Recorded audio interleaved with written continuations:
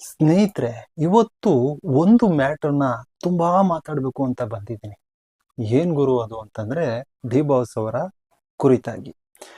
D boss ಅವರಿಗೆ ಯಾರಾದ್ರೂ ಜೈಕಾರ ಹಾಕಿದ್ರೆ ಇವ್ರಿಗೆ ದುಡ್ಡು ಕೊಟ್ಟಿದ್ದಾರೆ, 500 ರೂಪಾಯಿ ಕೊಟ್ಟಿದ್ದಾರೆ, ಅದಕ್ಕೋಸ್ಕರ ಬಂದು ಜೈಕಾರ ಹಾಕ್ತವ್ರೆ.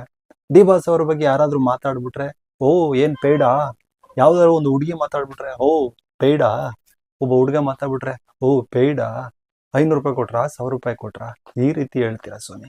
ಸ್ವಾಮಿ, ಇವತ್ತು ಆಕ್ಚುಲಿ ಶಾಸ್ತ್ರಿ ಅನ್ನುವಂತ ಒಂದು ಡಿ ಬಾಸ್ ಅವರ ಸಿನಿಮಾ ರಿಲೀಸ್ ಆಗಿ ಮೂರನೇ ದಿನ ಪ್ರಸನ್ನ ಥಿಯೇಟರ್ ಅಲ್ಲಿ ಒಂದು ಸಾರಿ ನೋಡ್ಕೊ ಬನ್ನಿ ಜನ ಯಾವ ರೀತಿ ಅಂತ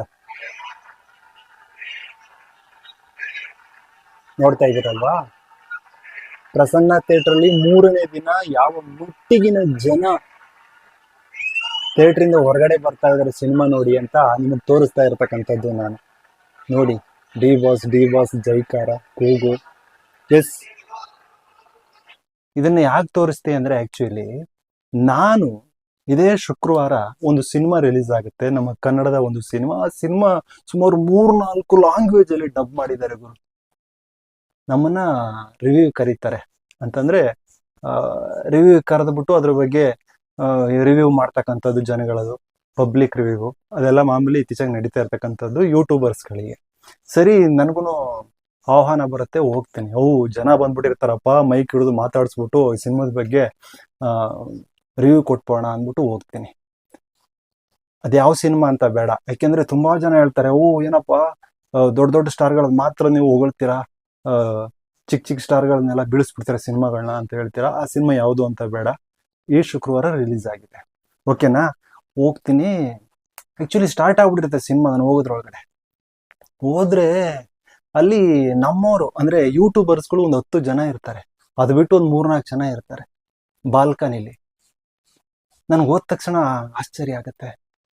ನಮ್ಮ ಯೂಟ್ಯೂಬರ್ ಹೇಳ್ತಾರೆ ಒಬ್ರು, ನೀವೇನು ಯೋಚನೆ ಮಾಡ್ಬಿಡಿ, ಜನ ಏನು ಸಿನಿಮಾದ ಬಗ್ಗೆ ಹೇಳಕ್ಕೆ ರಿವ್ಯೂಗೆ ಇಲ್ಲ ಅಂತ ಯೋಚನೆ ಮಾಡ್ಬಿಡಿ, ನಮ್ಮವರೇ ಏನು 10 ಜನ ಇದ್ದಾರೆ, ಅದ್ರಲ್ಲೇ ನಾವೇ ಮಾತಾಡ್ಕೊಂಡು ಹೋಗೋಣ ಅನ್ನುವಂತ ಒಂದು ತೀರ್ಮಾನಕ್ಕೆ ಬರ್ತಾರೆ. ನನ್ನನ್ನು ಕೂಡ ನೀವು ಮಾತಾಡ್ಬೇಕು ಗೌಡ್ರೆ ಅಂತ ಹೇಳ್ತಾರೆ.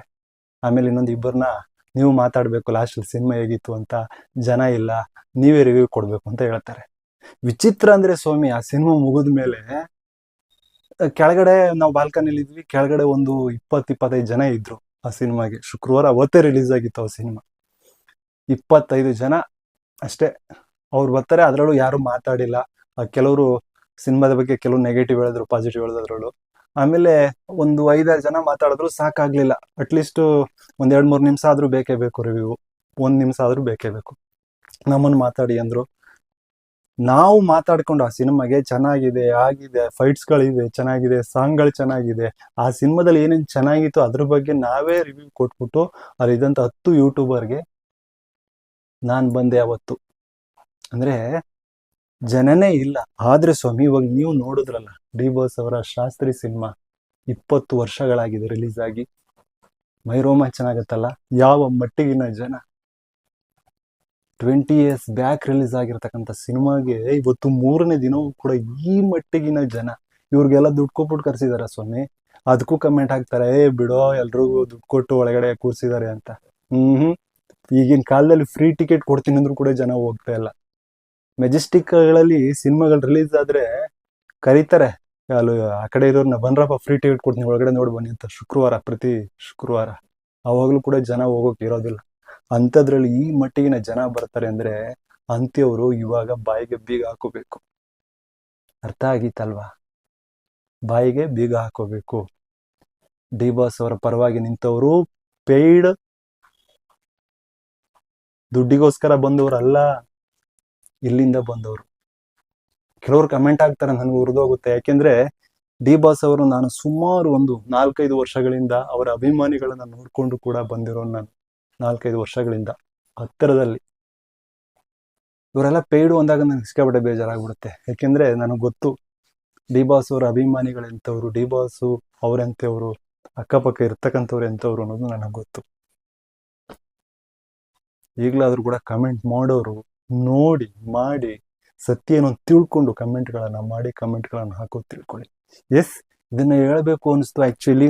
ಅದು ಪ್ರಸನ್ನ ಥಿಯೇಟರ್ಲಿ ವೀರೇಶ್ ಥಿಯೇಟರ್ಲು ಕೂಡ ರಿಲೀಸ್ ಆಗಿದೆ ಅಂತ. ಅದ್ರದ್ದು ಕೂಡ ಕೆಲವೊಂದು ವಿಡಿಯೋಗಳು ಹರಿದಾಡ್ತಾ ಇದೆ. ಏನ್ ಜನ ವೀರೇಶ್ ಥಿಯೇಟರ್ ಮುಂದ್ಗಡೆ ಖಾಲಿ ಖಾಲಿ ಇರುತ್ತೆ ಹೊಸ ಸಿನಿಮಾಗಳಿಗೆ. ಇವತ್ತು ಆ ವೀರೇಶ್ ಥಿಯೇಟರ್ ಮುಂಭಾಗಲೆಲ್ಲ ಜನಗಳು ರಾತ್ರಿ ಒಂದು ಇದಕ್ಕೆ ಆಕ್ಚುಲಿ ಅದನ್ನು ತೋರಿಸ್ಬಿಡ್ತೀನಿ, ನೋಡ್ಕೊಬಿಡಿ ಒಂದ್ಸಾರಿ.